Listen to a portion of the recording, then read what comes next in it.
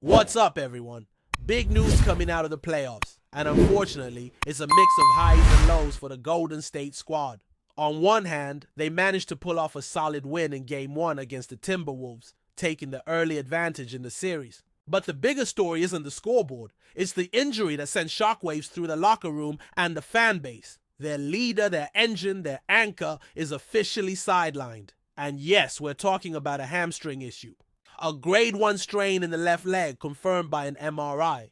Not the worst case scenario, but still serious enough to keep him off the court for a stretch. The timeline right now suggests he'll be reevaluated in a week, but as always with these soft tissue injuries, that's not a guarantee. If you watch Game 1, you might have seen the moment things went sideways. Midway through the second quarter, with just over 8 minutes left, he went up for a catch, a move he's done countless times. But something wasn't right on the landing. You could see him instinctively grabbing the back of his leg, trying to shake it off, but the pain only got worse. Moments later, he was out of the game, heading straight to the locker room. Now here we are with the official diagnosis and a whole new set of questions about what this means for the series moving forward. And here's the thing. For a guy who's played for nearly 2 decades, who's endured ankle sprains, knee tweaks, the kind of mileage that wears down most athletes, this is, believe it or not, his first muscle strain. That's borderline unbelievable. At 38 years old, to have never dealt with this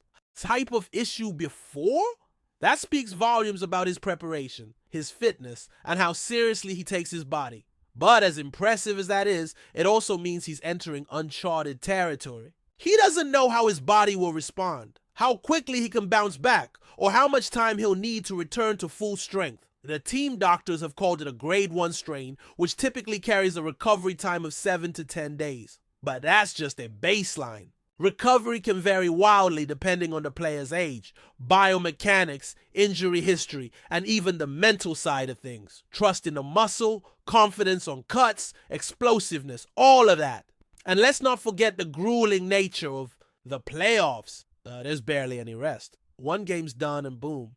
2 days later, you're flying across the country to play again. It's a tight turnaround, and that's not exactly ideal when you're nursing a hamstring issue. Right now, the general belief is that he'll miss at least Game 2. That's already been confirmed. Beyond that, it gets murky. Game 3 might be a stretch. Game 4 is questionable. And honestly, the most realistic target seems to be Game 5. That means the team has to find a way to stay afloat, maybe even steal another game, without their floor general. The man who, in just 13 minutes in Game 1, dropped 13 points with 3 triples, slicing through the defense and controlling the tempo like only he can. He was cooking. He was finding space, working off the ball, shaking defenders, forcing mismatches. The kind of stuff that makes you believe he was gearing up for a monster series. It's heartbreaking to see that momentum halted. The coaching staff felt it. After the game, his coach couldn't even put the emotion into words. He just hugged him. No long speech, no technical feedback, just raw emotion. Because this wasn't just another game for this player. He's poured everything into this season. Every practice, every drill, every rehab session, every second. In the weight room, all of it was building to this playoff run. And then with one misstep, the dream pauses. But make no mistake, the team isn't folding. If anything, there's a renewed sense of purpose. The locker room knows what's at stake. They know who they're playing for.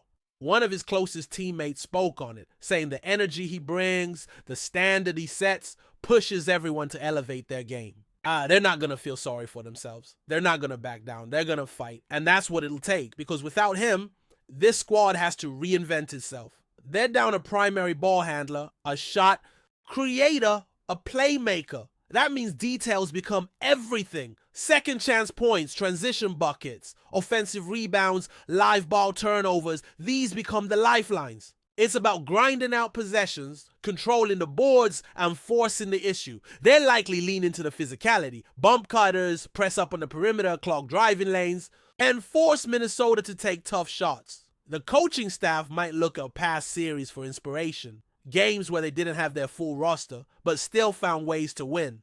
Maybe they adopt a more bruising style, pushing tempo off stops, trapping high, and playing the passing lanes to create chaos. That chaos might be their best friend. because in a half-court setting, without their star, things could get stagnant fast. They can't rely solely on perimeter shooting or isolation. Plays. The rhythm needs to come from defense to offense transitions, hustle plays, and pure effort. Now, when we look ahead to Game 2, the odds are stacked against them. The betting lines are already leaning heavily toward Minnesota, but that doesn't mean the fight is over. Far from it. What it means is that this team will need players to step up. One in particular, the secondary scorer, has a massive role to fill. He's the best in the squad right now at drawing defenders, manipulating space, and making things happen. He showed flashes of that against Dallas in the previous round, taking on a more assertive role when it mattered most. Now he has to become that guy every night for as long as it takes. He's going to have to attack the rim, bait defenders in the fouls, hit the free throw line, and keep the pressure on the Timberwolves' defense. If he can collapse the defense, it opens up looks for his shooters. And there's one teammate in particular who thrives off of that chaos, constantly cutting, crashing the boards, hitting timely threes. His energy is contagious and his effort rarely wavers. Despite missing time earlier in the playoffs, he's averaging nearly 20 points, 7 boards, and 5 dimes per game. That's no fluke. He's become a key cog in their offense. Their concern, of course, lies in his efficiency from beyond the arc. He's only hit 7 of 24 attempts, hovering just under 30%. Not ideal, especially for a team that desperately needs shooting. But given the shots he's been forced to take, often late in the clock, contested, and off balance, that number makes sense. And with a better offensive flow, those looks should get easier. He's aware of the moment. He knows the ball will be in his hands late in possessions, and he's not shying away from it. This isn't the first time the team has dealt with adversity. In fact, go back a few years, and you'll find a playoff run where this exact same player missed the end of the first round and a large chunk of the second, only to return and help the team battle back against the odds. They've been in the trenches before. They've learned from those moments, and that collective experience, it matters now more than ever. One of the team leaders even mentioned it. The past has taught them how to adapt. They've learned not to panic, not to overreact. Win the moments, not just the games. Focus on the effort, the details, the rotations. The blueprint is there. And with the team coming off a win in Game 1, despite the injury, there's at least a foundation to build from. Looking back at that opening game, there were some clear standouts. One player who's become a bit of a revelation since joining the starting lineup turned heads again. On both ends of the floor, he was active, locked in, and confident. His growth has been rapid, and his ability to read passing lanes, get out in transition, and finish at the rim has been crucial. What's wild is that nobody really saw this level of two-way play coming from him. But here we are. He's been a spark, and after the game, the energy was light. He and his teammate joked about who the real star was. It was the kind of vibe you want to see in the playoffs. Loose, confident, and united. That chemistry is going to be key in the next few games. Because without their star, they'll need more than just talent. They'll need trust. Can Golden State get a couple more wins in this series? That's the big question. They're heading into Game 2 as underdogs by 10.5 points. That's a steep hill to climb. And while Minnesota will definitely clean up their shooting, they were ice cold to start Game 1. It's not just about offense.